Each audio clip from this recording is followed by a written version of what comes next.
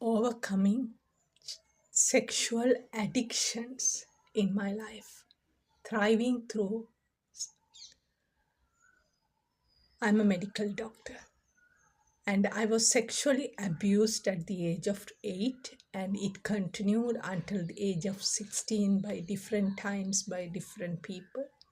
And I was also plus survive thrive through the Sri Lankan war, then domestic violence. So as a child, childhood emotional neglect, childhood sexual abuse, and Sri Lankan war, these all are enough just to destroy a child into nothing, and childhood trauma leads to addiction.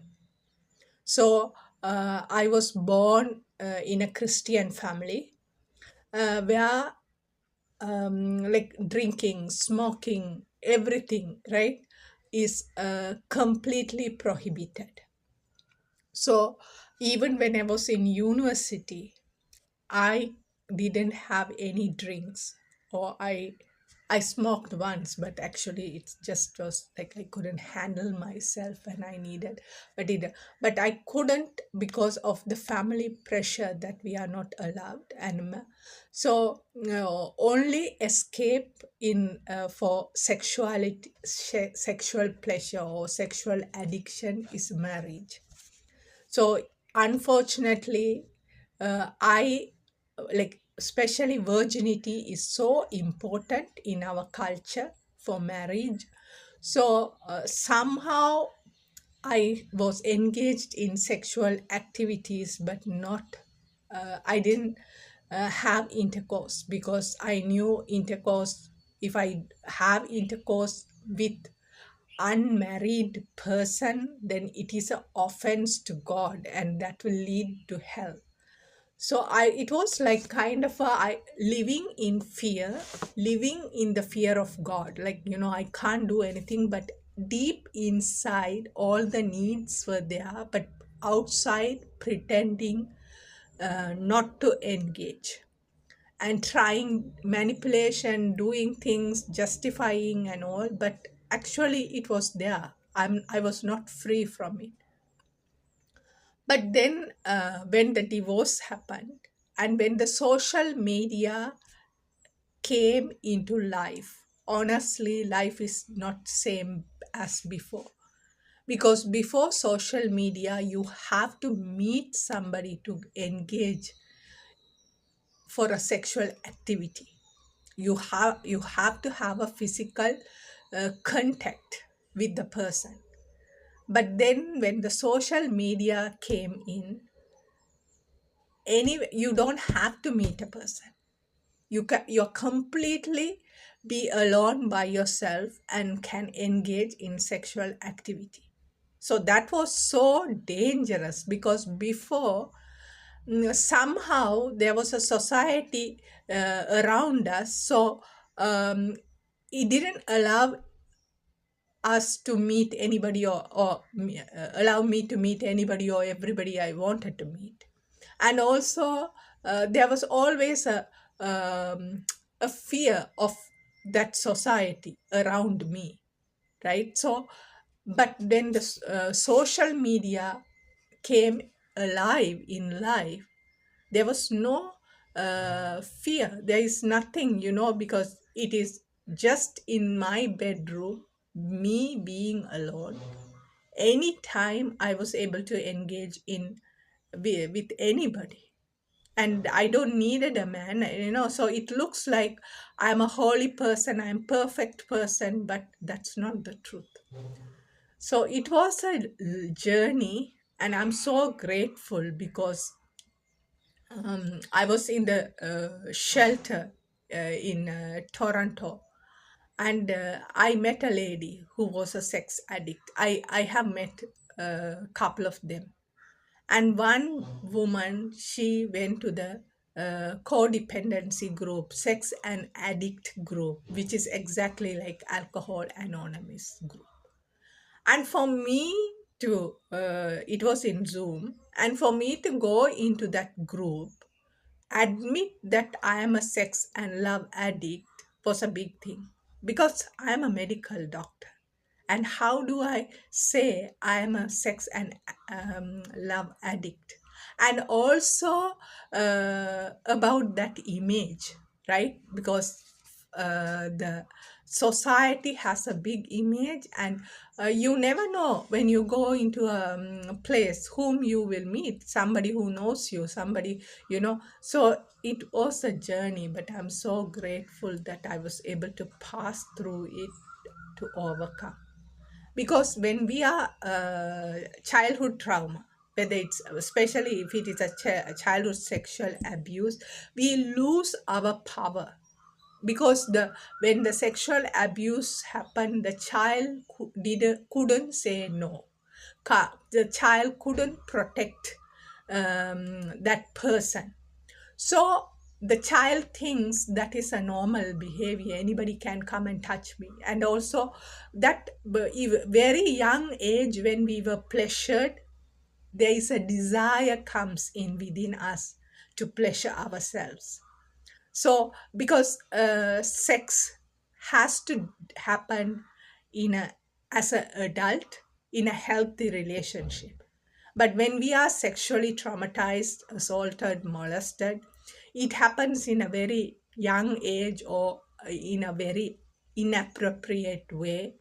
So the whole thing is confused. So we don't know how to engage sexually in a right way, because we don't have any, we only have, we were forced to do things. So we didn't pleasurely engage in a sexual relationship with a lover.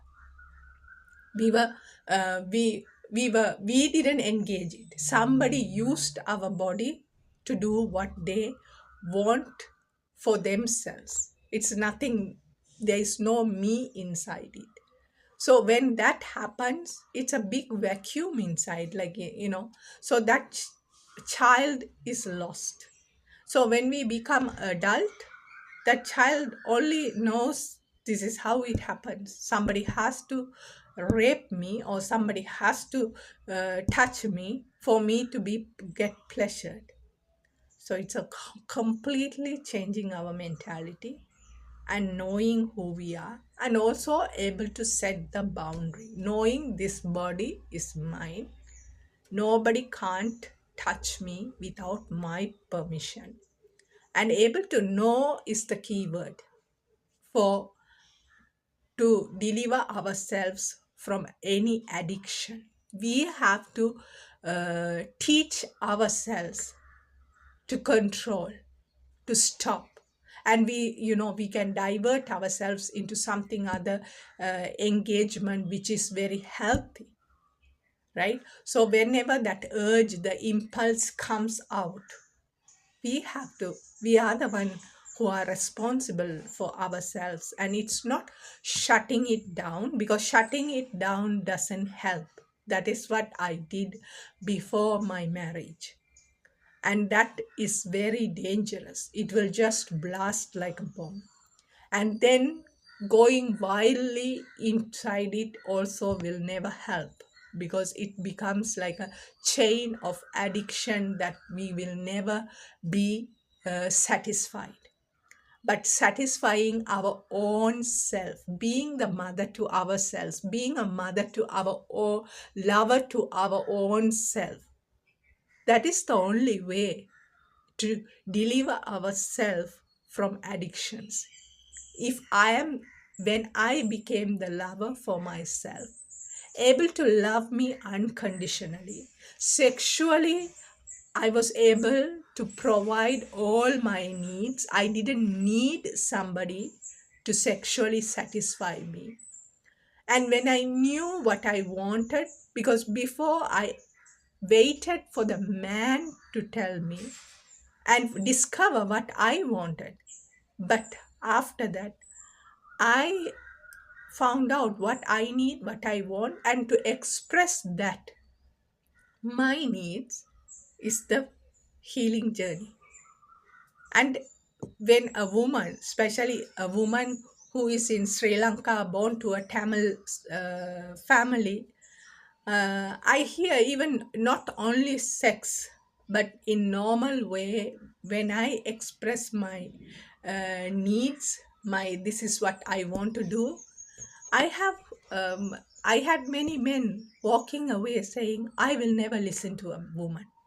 So that is the biggest challenge for us to go into a relationship, because until we get the right man who will equally walk with us, it is going to be a journey to walk alone. And I think for me, I really enjoy my walk alone because I'm satisfied, I'm happy, and I can satisfy myself completely, and I can be that lover for myself. So there is no need for a man to come into my life to satisfy me. So when there is a no need, that is again another liberation, because we go into relationships with need. I need you. But when there is no need, then it's a flow. So when the right time comes, if that person shows up, it's going to be a beautiful journey. If that doesn't happen, still it is a beautiful journey. Me being that, marrying together with that masculine and feminine. Actually, I married myself in 2021. So that is the path I have taken for my healing, that marrying me and having that marriage life with myself really helps us to live a free, healthy, liberated life. And I wish, because now with the social media, um, most of the majority of the people are addicted. And again, it's a hard topic to talk to. And I'm glad I'm divorced person, so I have that freedom to talk. But if somebody is married, they have to live with it, right? Because they might be addicted on social media, but they can't speak loud and say, even I'm addicted, because they might have children, they might have family, they might have a husband, so they have to protect their family, so they have to be quiet. So I use this opportunity because I'm privileged to speak the truth freely without any restraint around me. So there is 100% we can deliver ourselves, even from sexual addiction, and I am the witness for that.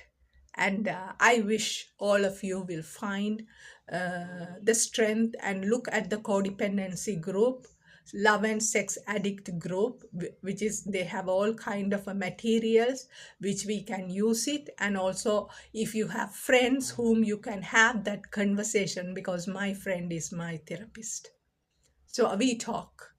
So we have talked very, very personal thing, even like, the things, which we are afraid to talk about. So that is helpful. So if you can find a good friend with whom you can share your very intimate things, if it is a counselor, therapist who can keep confidentiality, reach them up, all will help us to deliver ourselves. So may you all be well, may you all be safe, and may you all find that happiness and joy within ourselves. And may we all live a very free life, enjoying each moment in this life as a woman who is empowered and enriched and having all good qualities within ourselves. Thank you.